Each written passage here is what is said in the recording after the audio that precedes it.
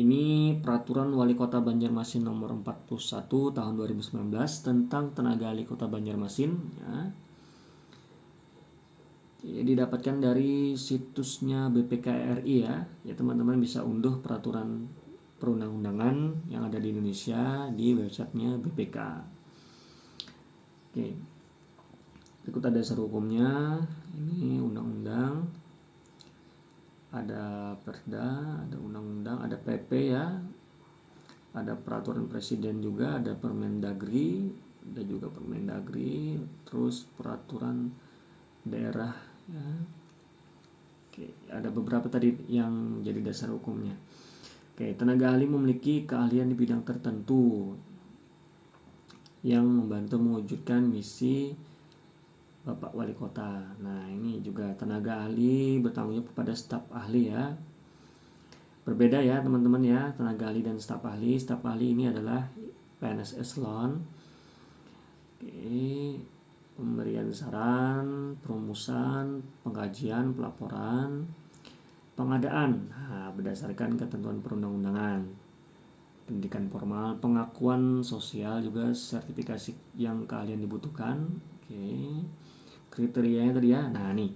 Pengangkatan tenaga ahli bukan pegawai negeri sipil di lingkungan pemerintah daerah.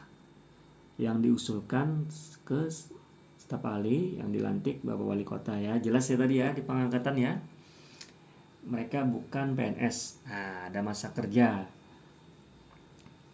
Oke, wewenangnya mengumpulkan bahan dan data yang diperlukan, melaksanakan dialog dan wawancara, bertanggung jawab kebenaran, ketepatan. Nah, ini juga nih yang menarik tenaga ahli, honorarium sebesar 4 juta rupiah setiap bulannya. Oke, dibebankan kepada APBD katanya tadi ya. Berkewajiban menyampaikan, menjaga rahasia, mengutamakan kepentingan pemerintah daerah, menaati perundang-undangan yang berlaku. Oke, mekanisme berikut mekanisme dari tenaga ahli. Oke, adapun berikutnya bab masa kerja. Nah, masa kerja 1 tahun dan dapat diangkat kembali untuk tahun berikutnya. Hampir sama dengan kontrak ya. 1 tahun masa kerja bisa diperpanjang lagi. Ini diangkat kalau mereka ini statusnya diangkat. Dan bukan rekrutmen tadi ya. Mereka ini diusulkan dari para staf ahli, diusulkan lalu mereka dilantik oleh Bapak Wali Kota ya. Berbeda ya. Kalau mereka ini diusulkan, bukan melamar, berarti bisa kita simpulkan dengan begitu. Dan statusnya bukan PNS. Nah, ada beberapa ini yang penting juga dari peraturan wali kota ini. Oke, tugasnya dia membantu tercapainya visi misi wali kota ya.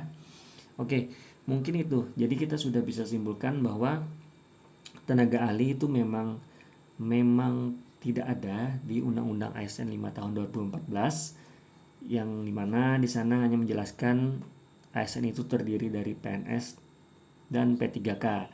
Sedangkan P3K tersendiri diatur di PP 49 tahun 2018. Tidak ada juga ya menjelaskan secara detail mengenai tenaga ahli.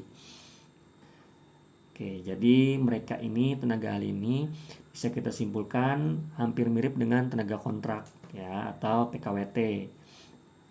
Pekerja dengan perjanjian waktu tertentu ya.